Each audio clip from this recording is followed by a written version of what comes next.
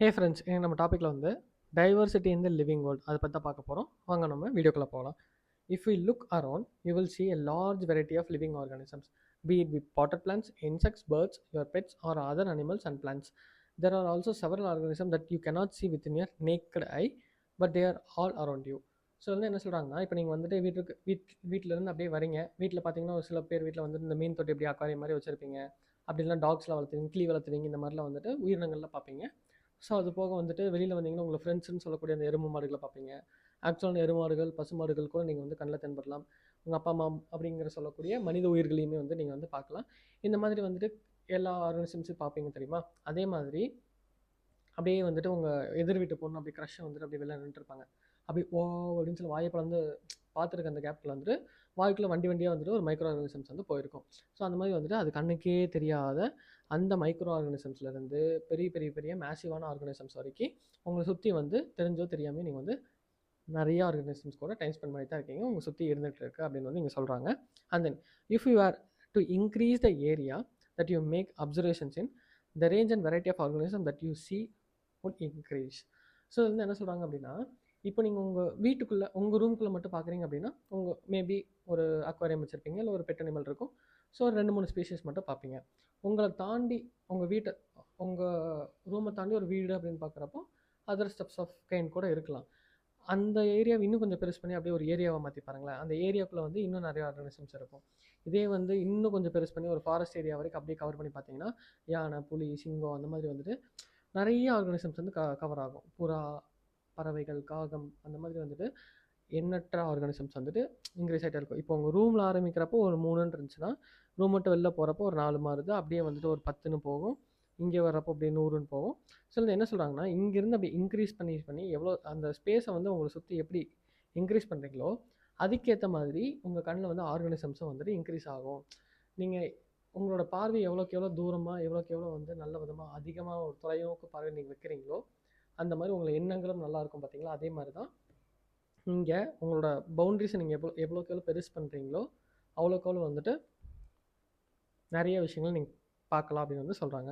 Obviously if you are visit a dense forest you would probably see much greater number and kinds of living organisms in it. இப்போ நம்மளோட சொன்ன மாதிரி தான் ஒரு காட்டுக்கு போகிறீங்கன்னா அங்கே வந்து டிஃப்ரெண்ட் டைப்ஸ் ஆஃப் ஆர்கனிசம்ஸ்லேருந்து டிஃப்ரெண்ட் கைண்ட்ஸ் ஆஃப் ஆர்கனிசம் வந்து நிறைய பார்க்கலாம் அப்படின்னு வந்து சொல்கிறாங்க. Each different kind of plant, animal or organism that you see represents a species. So இந்த மாதிரி இப்போ ஒரு கிளி அப்படின்னு சொன்னீங்கன்னா அது ஒரு கிளின்றது ஒரு ஸ்பீஷியஸ். மனுஷன் அப்படின்னு சொன்னீங்கன்னா மனிதர்கள் வந்து ஒரு ஸ்பீஷியஸ். ஸோ அந்த மாதிரி நீங்கள் என்னென்னலாம் பார்க்குறீங்களோ அது எல்லாத்தையுமே வந்து ஒரு ஸ்பீஷியஸ் அப்படின்ற ஒரு கேட்டகரியில் தான் வைக்கிறாங்க அப்படின்னு இந்த இடத்துல மென்ஷன் பண்ணுறாங்க. புரிஞ்சுங்களா? And then the number of species that are known and described range between 1.7 to 1.8 million. So அந்த கவுண்ட் வந்து ரொம்பவே இம்பார்ட்டண்ட்டு. இது வரைக்கும் நோன், இது வரைக்கும் நமக்கு தெரிஞ்சது படியும், தெரிஞ்சதுக்கப்புறம் டிஸ்கிரைப் பண்ணாத ஆர்கனிசம்ஸும் இருக்குது. பட் நமக்கு வந்து எல்லாமே தெரிஞ்சு அது இப்படி தான் இந்த கேட்டகரியில் இருக்குது அப்படின்னு சொல்லிட்டு டிஃபைன் பண்ணி வச்சுருக்காங்க. பார்த்தீங்களா? அந்த ரேஞ்சு பார்த்தீங்கன்னா 1.7 to 1.8 மில்லியன். புரிஞ்சா? இதை வந்து ஸ்டேட்மெண்ட் பேஸ்டு கொஸ்டின்ஸில் எப்படி வேணால் கேட்கலாம். தட் ஆர் நாட் நோன், இல்லை தட் ஆர் நாட் டிஸ்கிரைப்டு அப்படின்ற மாதிரிலாம் கொடுத்துருந்தாங்கன்னா ஃபால்ஸ் அந்த மாதிரிலாம் வரும். ஸோ இந்த மாதிரி இந்த ஸ்டேட்மெண்ட் பேஸ்டு கொஸ்டினில் கரெக்டாக இருந்துக்கோங்க. And then this refers to biodiversity or the number and types of organism present on earth.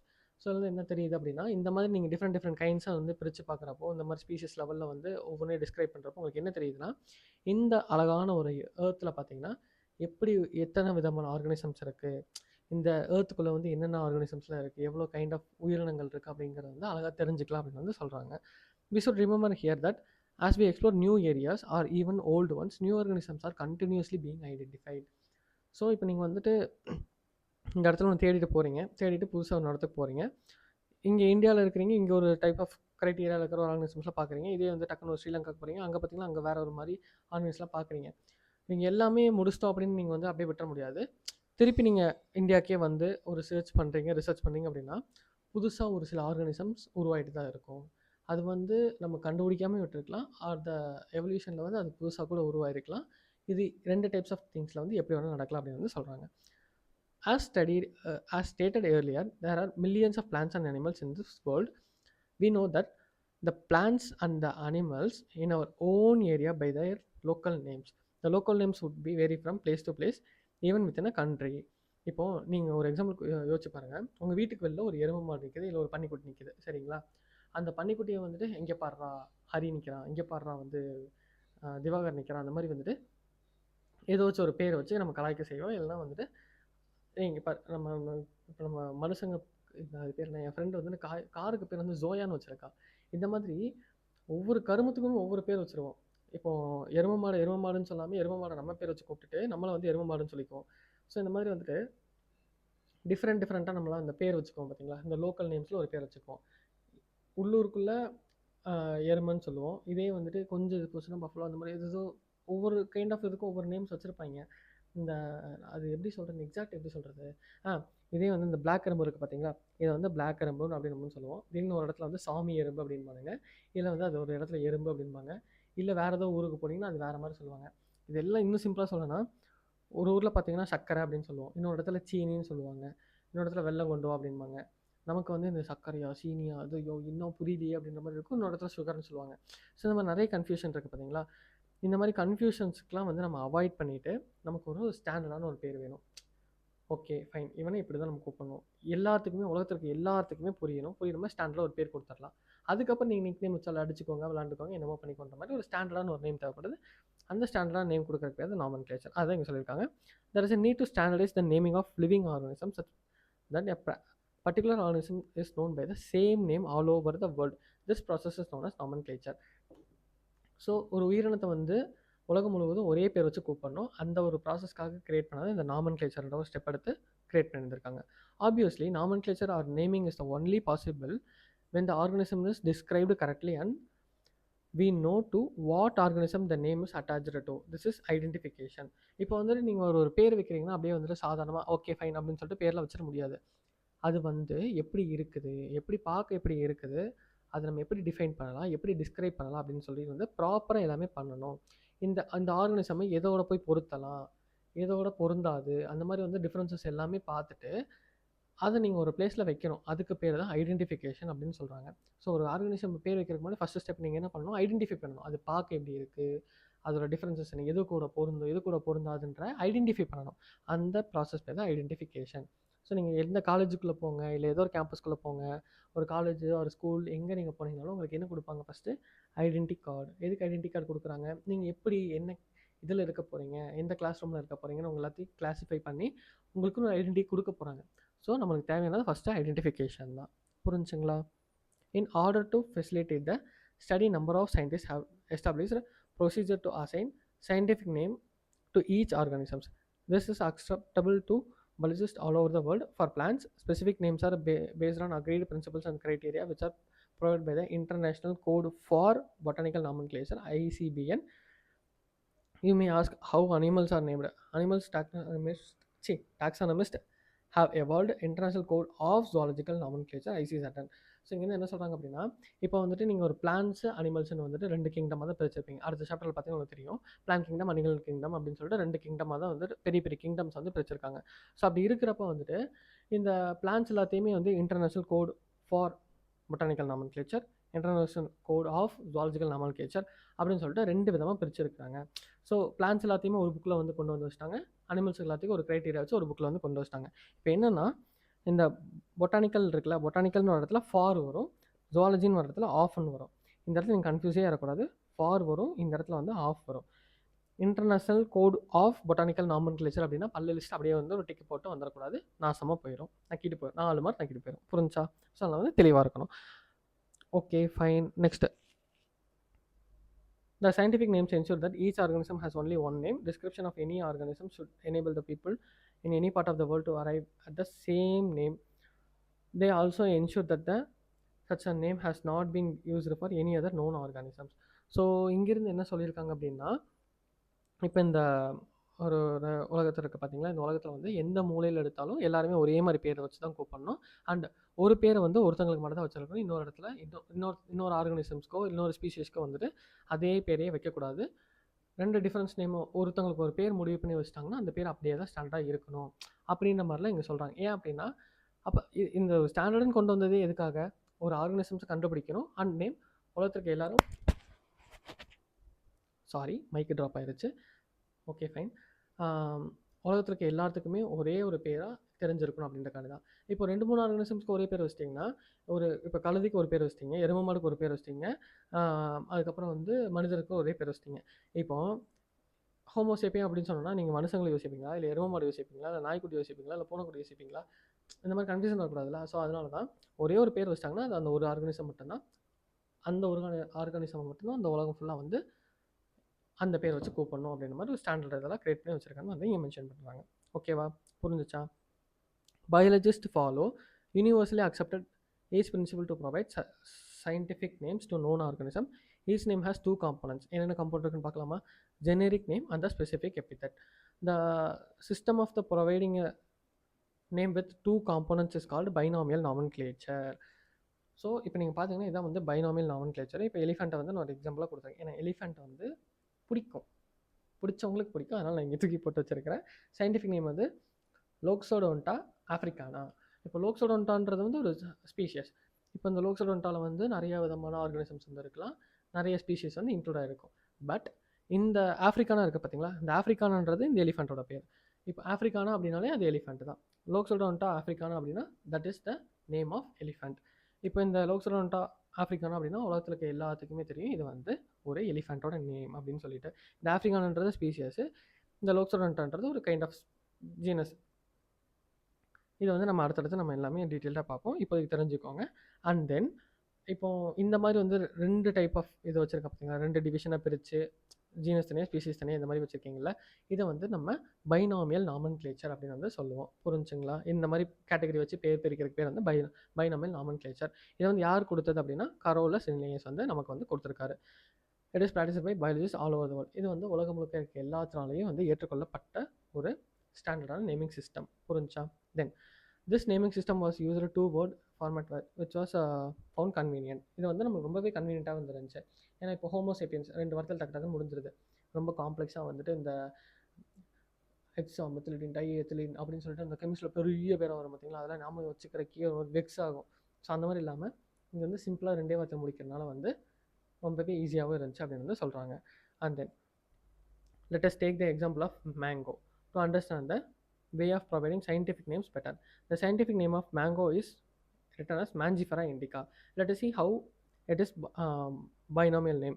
In this, Mangifera represents a genus while indica represents a particular species or specific epithet. நம்ம முன்னாடி சொன்ன மாதிரி தான் இப்போ Mangifera இண்டிகான்றது இந்த mango எடுத்துகிட்டு வந்து என்ன சொல்கிறாங்க அப்படின்னா, இந்த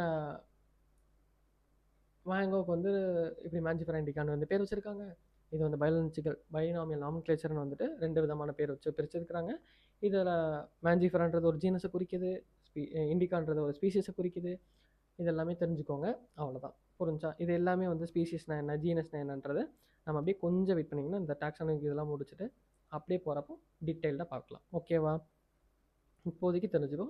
மேஞ்சிஃபரா இந்த ஃபஸ்ட்டு இருக்கிற நேம் எல்லாமே வந்து ஜீனஸ், செகண்ட் இருக்கிற நேம் எல்லாமே ஸ்பீஷியஸ். ஸ்பீஷியஸ்னால் எந்த உயிரினம் அப்படின்னு சொல்லுவோம். இந்த இது கூட சிமிலராக இருக்க எல்லாத்தையுமே வந்து ஜீனஸ்ன்னு சொல்லி சேர்த்துருப்போம். அவ்வளோதான் கதை. ஓகேவா? இப்போ வந்து இதுக்கு வந்து 4 பாயிண்ட் கொடுத்துருக்கானுங்க. அந்த 4 பாயிண்ட் வந்து பார்ப்போம். பேராகிராஃப் போய்கிட்டே இருக்கே, கொஞ்சம் லென்த்தான வீடியோவாக தான் இருக்கும், கொஞ்சம் அட்ஜஸ்ட் பண்ணிக்கோங்க. ஓகே, இதில் ஃபஸ்ட்டு பாயிண்ட் அப்படின்னு பார்த்தோன்னா, biological names are generally in Latin or Latinised and written in italics. இப்போ என்ன சொல்கிறாங்க அப்படின்னா, இப்போ நீங்கள் ஒரு பேர் எடுக்கிறீங்க, ஒரு பேர் உருவாக்குறீங்கன்னு அப்படின்னா அது லாட்டின்ற ஒரு மொழியில் தான் இது பண்ணணும். ஏன் அப்படின்னா இது வந்து ஒரு டெட் லாங்குவேஜ். இதனால் புதுசாக ஒரு வேர்ட்ஸ் ஆட் பண்ணவும் முடியாது. அட் த சேம் டைம் இதுலேருந்து இருக்கிற வார்த்தைகளும் அழிஞ்சு போகிறதுக்கான சான்சஸும் கிடையாது. இது வந்து ஸ்டாண்டர்டாக அப்படியே வந்து இந்த மொழி வந்து அப்படியே தான் பாதுகாக்கப்பட்டு இருக்க போகுது. அதனால தான் இது எல்லாத்தையுமே வந்து லாட்டினில் வந்து நம்ம வந்து ஒன்று லாட்டினில் சொல்லிடணும், அப்படி இல்லைன்னா இட்டாலிக்கில் வந்து எழுதிடணும். எழுதுகிறப்போ இட்டாலிக்கில் எழுதணும், பேசுகிறப்போ சொல்கிறப்போ வந்து நம்ம லாட்டினில் தான் அதை பயன்படுத்தணும். இது எதுக்காக அப்படின்னா இதை வந்து ஒன்று லாட்டினைஸ்டாக மாற்றுறதுக்கு, இல்லைனா இந்த லாட்டின் ஆரிஜின்லேருந்து வந்தது அப்படின்றத உருவாக்குறதுக்கு, ஐ மீன் இதை வந்து ஒரு புரிய வைக்கிறதுக்காக இந்த டேர்ம் வந்துட்டு மென்ஷன் பண்ணுறாங்க. புரிஞ்சா? அடுத்து the first word in the biological name represents a genus while the second name component is the specific epithet.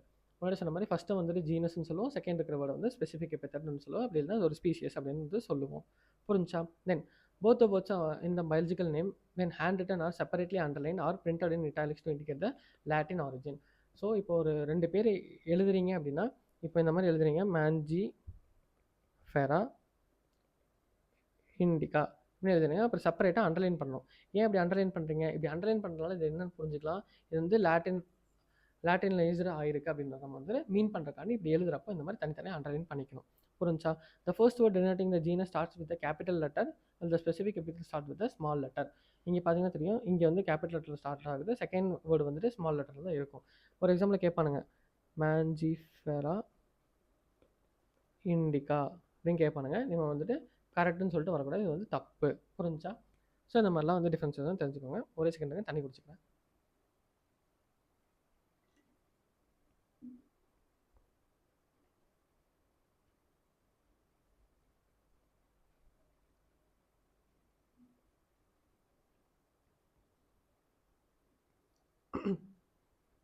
Okay, அப்போ நம்ம இப்போ அடுத்த அப்படியே வீடியோக்குள்ள போகலாமா? Name of the author appears after the specific epithet, that is at the end of the biological name as written as the abbreviated form. So இப்போ என்ன சொல்கிறாங்க அப்படின்னா, இப்போ நீ ஒரு விஷயத்தை கண்டுபிடிச்சிட்ட, உன் பேரையும் அந்த பயாலஜிக்கல் நேம்லேச்சரில் வந்து ஃபிக்ஸ் பண்ணணும் அப்படின்னு முடிவு பண்ணிட்டா அப்படின்னா, நீ இது எப்படி ரெப்ரசென்ட் பண்ணலாம்? உன் பேர் வந்து இப்போ என் பேர் வந்து ஹரிஹர சுதன், இவ்வளோ பெரிய பேர் வைக்காமல் ஹரி அப்படின்னு ஒரு சின்னதாக அப்ரிவேட் ஃபார்மில் வச்சுட்டு, இப்போ நான் தான் வந்து மாம்பழத்தை கண்டுபிடிச்சிருக்கேன், மேஞ்சிஃபரா இண்டிகா ஹரி அப்படின்னு வச்சுருவேன். இல்லை ஹரிஹர சுதன் வைக்காமல் இந்த மாதிரி ஷார்ட் ஃபார்மில், இப்போ வந்து லினேயஸ் அப்படின்னு இருக்காரா, இப்போ வந்து லின் அப்படின்னு வந்து ஷார்ட் ஃபார்மில் வச்சுருக்காங்க. அந்த மாதிரி தான் வந்து நீங்கள் ஒரு விஷயத்தை கண்டுபிடிச்சிங்க, இல்லை நீங்கள் இந்த மாதிரி ஒரு கிளாஸிஃபிகேஷன் கண்டுபிடிச்சி முடிச்சுட்டு ஆத்தர் பேரை இன்க்ளூட் பண்ணணும்னு நினச்சிங்கன்னா, இந்த மாதிரி எல்லாமே எழுதி முடிச்சதுக்கப்புறம் ஃபைனலாக நீங்கள் வந்து இந்த மாதிரி எழுதிக்கலாம். அந்த ஆத்தர் நேம் வந்து ஃபஸ்ட் லெட்டர் வந்து கேபிட்டலில் தான் இருக்கும். இதெல்லாம் ஞாபகம் வச்சுக்கோங்க. And then it indicates that the species was first described by Linnaeus. மாதிரி சொன்ன மாதிரி ஃபஸ்ட்டு நீங்கள் தான் அதை கண்டுபிடிச்சிருக்கீங்க அப்படின்ற ஒரு வெளிப்பாடு தன்மை நீங்கள் இந்த மாதிரி மென்ஷன் பண்ணிக்கலாம். ஓகேவா? புரிஞ்சா? Since it is nearly impossible to study all the living organisms, it is necessary to divorce some means to make it possible. This process is called classification. Classification is the process by which anything is grouped into convenient categories based on some easily observable characteristics. So இங்கே என்ன சொல்கிறாங்கன்னா, இப்போ எல்லாத்தையுமே வந்து நீங்கள் தனித்தனியாக ஒவ்வொரு ஸ்பீஷீஸையுமே நீங்கள் வந்து அப்படி ஞாபகம் வச்சுக்க முடியுமான்னு கேட்டால் கிடையாது. இப்போ ஒரு கிளாஸ் ரூம் இருக்குது அப்படின்னா, இங்கே 9th இருக்கிற ஒவ்வொருத்தவங்க பேரையும் ஞாபகம் வச்சுக்க முடியுமா? 9th A 9th B அப்படின்னு சொல்லிட்டு தனித்தனியாக ஞாபகம் வச்சுக்க முடியுமான்னு கேட்டால் கிடையாது. அதனால தான் ஃபஸ்ட் என்ன பண்ணுவாங்க, கிளாஸுக்கு எல்லாத்தையும் ஒரு குரூப் பண்ணி 9th A 9th B அப்படின்னு ஃபஸ்ட்டு வந்து பெஞ்சை பிரிப்பாங்க. இவங்கள இந்த பெஞ்சுக்காரங்க, பேக் பெஞ்சு, மிடில் பெஞ்சு இதுன்னு சொல்லுவாங்க. அதுக்கப்புறம் ஒரு கிளாஸ் ரூம்னு பிரிப்பாங்க. அதுக்கப்புறம் வந்து இந்த ஸ்கூல் அப்படின்னு பிரிப்பாங்க. இந்த ஸ்கூல் வந்து இந்த ஏரியாவில் இருக்கிற ஒரு ஸ்கூல்னு அப்படின்னு மாதிரி பிரிப்பாங்க. ஸோ புரிஞ்சுங்களா? இப்போ உங்கள் ஏரியாவில் இருக்கீங்கன்னா, இப்போ நீங்கள் ஒரு எக்ஸாம்பிளுக்கு வந்து இப்போ நான் கணபதியில் இருக்கேன், ஒரு சரணப்பட்டியில் இருக்கேன் அப்படின்னா, சரணப்பட்டியில் இருக்காங்க ஹரி, கணபதியில் இருக்காங்க ஹரி அப்படின்ற மாதிரி தான் பிரிப்பாங்க. இதே வந்து இந்த மொத்தமாக வந்து அந்த ஏரியாக்குள்ளே இன்டெப்த்தாக போய் ஒவ்வொரு இண்டிவிஜுவலாக வந்து கேட்ச் பண்ணுறது எல்லாமே கஷ்டமாக இருக்கும். இப்போ நம்ம என்ன பண்ணுறோம், ஈஸியாக நம்மளை பார்க்குறப்ப என்னெல்லாம் புரிஞ்சிக்க முடியுமோ அதை வச்சு ஞாபகம் வச்சுக்கிறோம்ல. அதே மாதிரி தான் கிளாஸிஃபிகேஷன்றது வந்து ஒரு ப்ராசஸ். அந்த ப்ராசஸ் எப்படி பண்ணுறாங்க, ஈஸியாக அப்சர்வ் பண்ண முடியிற ஒரு கேரக்டரிஸ்டிக்ஸ் வச்சு, சரி ஓகே இவன் பார்க்க எப்படி இருக்கான், இவங்க 2 பேர் ஒரே மாதிரி இருக்காங்க, இவங்க 2 பேர் ஒரு இடத்துல வச்சிடலாம். ஸோ இவங்க 2 பேர் ஒரே மாதிரி படிக்கிறாங்க, சரி ஃபஸ்ட்டு பெஞ்சஸ்ன்னு வச்சிடலாம். அப்படிங்கிற மாதிரி நமக்கு எப்படிலாம் ஒரு கன்வீனியண்ட்டாக இருக்கோ அந்த மாதிரி ஈஸியாக அப்சர்வ் பண்ண முடியிற எல்லா கேரக்டரிஸ்டியும் வச்சு நம்ம அந்த ஒரு கிளாஸிஃபை பண்ணி ஒரு பிரித்து ஒரு ஆர்டர் பண்ணி வச்சுருந்தோம் அப்படின்னா அது ரொம்பவே ஈஸியாக இருக்கும். ஃபஸ்ட்டு பெஞ்ச்னாலே அவங்க படிப்பாங்க அப்படின்னு ஒரு மாதிரி மென்டாலிட்டிக்கு வந்துருவாங்களா. அதுக்கப்புறம் தான் அந்த இடத்துல யார் யாரெல்லாம் உட்காருவாங்க, என்னென்ன கிரைட்டீரியா இருப்பாங்க அப்படின்றதெல்லாம் நம்ம உள்ளே போய் டெப்த்தாக பிரிப்போம். அது மாதிரி நம்ம ஃபஸ்ட் எடுத்தோன்னே ஓவரலாக வந்து பிரித்து வைக்கிறதுக்கான ஒரு டேர்மை யூஸ் பண்ணுறது நம்ம கிளாஸிஃபிகேஷன். புரிஞ்சா? For example, we easily recognize groups such as plants, animals or dogs or cats or insects.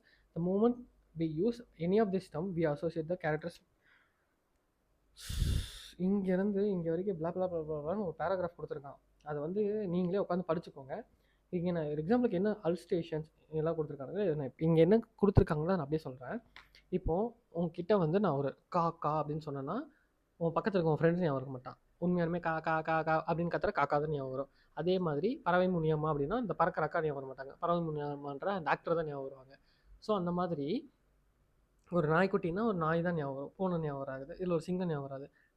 எந்த பேர் சொல்கிறோமோ அந்த பேர் தான் உங்களுக்கு ஞாபகம் வருமே தவிர டிஃப்ரெண்ட் கைண்ட் ஆஃப் ஆர்கானிசமோ வேறு ஏதோ ஆர்கானிசமோ உங்களுக்கு கண்ணில் தென்படாது. இப்போ டாக்ஸில் வந்து நம்ம அல்ஸ்டேஷன்ஸ் அப்படின்னா அல்ஸ்டேஷன் வந்து இப்படி தான் இருக்கும். இது வந்து ஜெர்மன் ஷெப்பர்டுனா நீங்கள் வந்துட்டு ஓகே பொமேரியன் உட்காந்து யோசிச்சுட்டு இருக்க மாட்டீங்க. அப்படி இல்லைனா வந்துட்டு இந்த ஹஸ்கி டாக்லாம் யோசிக்க மாட்டீங்க. ஹஸ்கி டாக்னு உட்காந்து ஸ்டெப் போட்டுட்டு இருக்காதீங்க, உட்காந்து படிக்கவாங்க. ஸோ இந்த மாதிரி வந்துட்டு எந்த பேர் சொல்கிறோமோ அந்த பேர் தான் உங்களுக்கு வந்து ஞாபகம் வரும். இப்போ ஒரு அரிசின்னு சொன்னீங்கன்னா அரிசி தான் உங்களுக்கு வரும். ஏதோ கோதுமையோ இல்லை பாசி பருப்போ இல்லை பச்சை பயிரோ எதுவுமே உங்கள் கண்ணுக்கு வந்து ஞாபகம் வராது, உங்கள் இமேஜினேஷனுக்கு வராது. அப்படி ஏதாச்சும் நான் வருவேன் அப்படின்னு சொன்னீங்கன்னா you are a mental disorder person, மூடிட்டு போய் டாக்டர் இருப்பார். ஓகேவா? ஃபைன். சரி இப்போ வாங்க வீடியோக்குள்ள போகலாம்.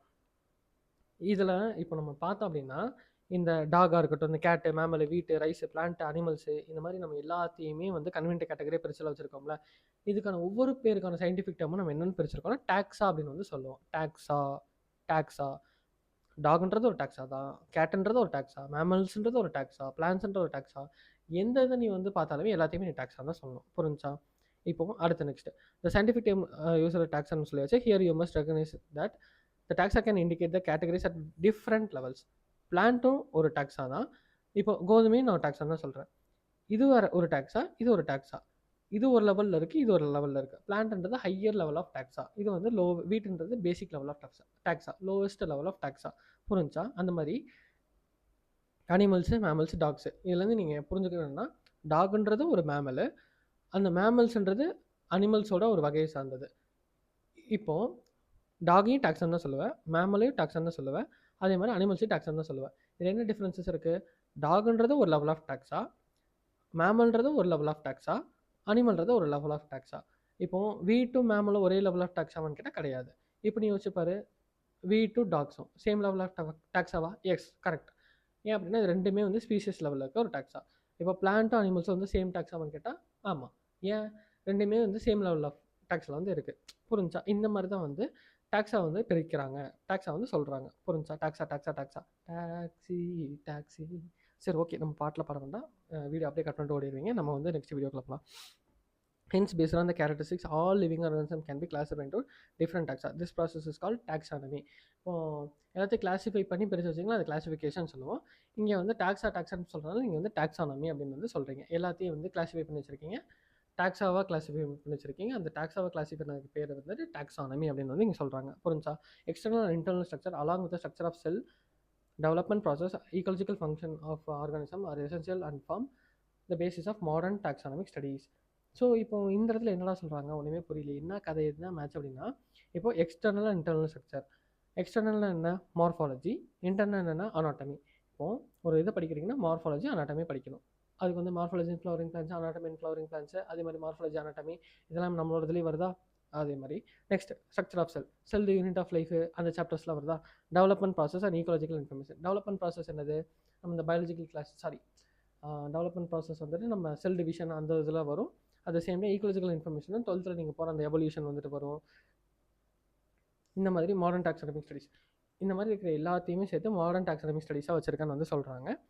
Morphology, anatomy, cellular level, evolution, இது இன்ஃபோ, இந்த 4த்தையுமே வச்சுருக்காங்க. புரிஞ்சா? தென் hence characterization, identification, classification and nomenclature are the process that are the basic to taxonomy. இது எப்படி நான் வச்சுக்கலாம்? CICN ஃபஸ்ட்டு வந்து கிளாஸிஃபை பண்ணுறோம், கிளாஸிஃபை பண்ணக்கப்புறம் ஐடென்டிஃபை பண்ணுறோம், ஐடென்டிஃபை பண்ணி சாரி ஃபஸ்ட்டு வந்து கேரக்டரைசேஷன் பண்ணுறோம். இது என்ன கேரக்டர், என்ன குணத்தில் இருக்குன்னு கண்டுபிடிச்சதுக்கப்புறம் என்ன கண்டுபிடிச்சாலும் என்னது ஐடென்டிஃபை பண்ணோம். ஐடென்டிஃபை முடிச்சதுக்கப்புறம் கிளாஸிஃபை பண்ணுறோம். இந்த இடத்துல இருக்கும் கிளாஸிஃபை பண்ணிவிட்டு கடைசியாக பேர் வைக்கிறோம். CICN இந்த ஆர்டர் தான் வந்து இருக்கணும். CICN இதை வந்து மறந்துடாங்க, நிமோனிக்ஸ் மாதிரி ஞாபகம் வச்சுக்கோங்க. Taxonomy is not something new. Human beings have always been interested in knowing more and more about the various kind of organisms, particularly with the reference to their own use. In early days, human beings are needed to find their resources for their basic needs of food, clothing and shelter. Hence, the earliest classification based on the use of various organisms. So இங்கேருந்து என்ன சொல்கிறாங்க அப்படின்னா, இந்த கிளாஸிஃபிகேஷனோ அந்த classify பண்ணுறதோ வந்து மனிதர்களுக்கு வந்து ஒரு புதுசான ஒரு விஷயமே கிடையாது. ஏன் அப்படின்னு பார்த்தோம் அப்படின்னா, நம்மளோட மூதாதையர்கள் இந்த இந்த ஃபஸ்ட்டு தோன்றிய மனிதர்கள்லேருந்து எல்லாருமே என்ன பண்ணியிருக்காங்கன்னா, அவங்களோட தேவைக்கு ஏற்ப வந்து கிளாஸிஃபை பண்ணியிருக்காங்க. இப்போயும் நீங்களும் பாருங்களேன், உங்கள் ஃப்ரெண்ட்ஸை வந்து உங்களுக்கு ஏற்ற மாதிரி கிளாஸிஃபை பண்ணி தான் வச்சுருப்பீங்க. உங்களுக்கு ஏற்ற மாதிரி சப்போர்ட் பண்ணுற பர்சன், இல்லை உங்களுக்கு ஏற்ற மாதிரி ஜால்ரா போடுறவங்களோ, இல்லை உங்களுக்கு பிடிச்சவங்களோ, உங்கள் ஃபேவரேட்ஸை பார்த்து எல்லாமே கிளாஸிஃபை பண்ணி தான் வைக்கிறோம். ஸோ அதே மாதிரி தான் இந்த கிளாஸிஃபிகேஷன்றது வந்துட்டு ஃபஸ்ட்டு பண்ணது ஏர்லியஸ்ட் டேஸில் பண்ணது என்னது? ஃபுட், கிளாத்திங் அண்ட் ஷெல்டரை வச்சு பண்ணுறது. இது வந்து கொஷினில் கேட்டாலும் கேட்பாங்க. இது வந்து ஒரு இம்பார்ட்டன்ட் பார்ட், நோட் பண்ணிக்கோங்க. Hence, earliest classification was based on the uses of various organisms. So நம்மளோட வெரி ஓன் யூஸுக்காக யூஸ் பண்ணது அந்த earliest system of classification. இதே இப்போ மாடர்னைஸ்டு என்ன பண்ணுறாங்க அப்படின்றது நெக்ஸ்ட் பேராகிராஃபில் வாங்க பார்ப்போம். Human beings are since long there is no interest in knowing more about the different kind of organisms and their diversities, but also the relationship among them. This branch of study referred to as systematics. So இப்போ நம்ம வந்து இந்த taxonomy சொல்லியிருந்தோம் பார்த்தீங்களா, இந்த டாக்ஸானமியோட relationship between இப்போ ஒரு ஆர்கனிசமுக்கும் இன்னொரு ஆர்கனிசமுக்கும் உள்ள ரிலேஷன்ஷிப் ரெண்டுத்துக்குள்ளே என்ன மியூச்சுவலாக இருக்குது, ரெண்டுத்துக்குள்ளே என்ன டிஃப்ரென்சஸ் இருக்குது அப்படிங்கிற ரெண்டு பேத்துக்குள்ள ரிலேஷன்ஷிப் இருக்குது பார்த்தீங்களா. அந்த ரிலேஷன்ஷிப்பை டாக்ஸானமியோட சேர்த்து பேசினோன்னா அது பேர் வந்து சிஸ்டமேட்டிக்ஸ் அப்படின்னு சொல்கிறாங்க. இது வந்து இம்பார்ட்டன்ட். இது நிறைய டைம் கேட்பாங்க, நிறைய டைம் வந்து குழப்பி நீங்களும் தப்பா எழுதிட்டு வருவீங்க. இப்போ டாக்ஸானமி என்னென்னு பிரிச்சிருக்கீங்கன்னு தெரியும். கேரக்டரைசேஷன் பண்ணணும், ஃபஸ்ட்டு வந்து கேரக்டரைசேஷன் பண்ணணும், நெக்ஸ்ட்டு ஐடென்டிஃபை பண்ணணும், நெக்ஸ்ட்டு கிளாஸிஃபை பண்ணணும், அடுத்து நாமன்கிளேச்சர் வைக்கணும். இந்த 4த்தையும் பண்ணி முடிச்சதுக்கப்புறம் அவங்களுக்குள்ளே என்னென்ன ரிலேஷன்ஷிப் இருக்குது அப்படின்றதெல்லாம் நீ உட்காந்து டிஸ்கஸ் பண்ண ஆரம்பிச்சுன்னா அதுக்கு பேர் வந்து சிஸ்டமேட்டிக்ஸ். இதுதான் வந்து கதை. புரிஞ்சா? தென் the word systematics is derived from the Latin word systema, which means systematic arrangement of organisms. Okay fine. Systematics எல்லாத்தையும் வந்து இது இந்த ரிலேஷன்ஷிப் இவங்க இடத்துல ஒற்றுமை இருக்குது, ஓகே இவங்க இடத்துல ஒரே இடத்துல வைக்கலாம், அந்த மாதிரி வந்து ஆர்கனைஸாக வைக்கிறதுக்காக தான், அரேஞ்ச் பண்ணி வைக்கிறதுக்காக தான் இந்த சிஸ்டமேட்டிக்ஸ்னு ஒரு சிஸ்டம் வந்து கொண்டு வந்திருக்காங்க. இது வந்து லாட்டின் வேர்ட்லேருந்து எடுத்தது, விச் இஸ் கால்டு சிஸ்டமா. அதோட மீனிங் என்ன? Systematic arrangement of organism. ஒரு ஆர்கனிசம்ஸ் வந்து எப்படிலாம் அரேஞ்ச் பண்ணணுன்ற ஒரு க்ரைட்டீரியா தான் இந்த சிஸ்டமேட்டிக் ஆர் சிஸ்டமான்ற டேர்முக்கான meanings. Then Linnaeus used Systema Naturae as the title of his publication. அவரோட பப்ளிகேஷன்ஸில் அவர் என்னென்னு பேர் வச்சிருக்கா? சிஸ்டமா நேச்சரே. நேச்சரில் இருக்கிற எல்லாத்தையும் எப்படி வந்து அரேஞ்ச் பண்ணுறாரு அப்படிங்கிறது தான் இதுக்கான meaning, சிஸ்டமா நேச்சரே. The scope of the systematic were later enlarged and include identification, nomenclature and classification.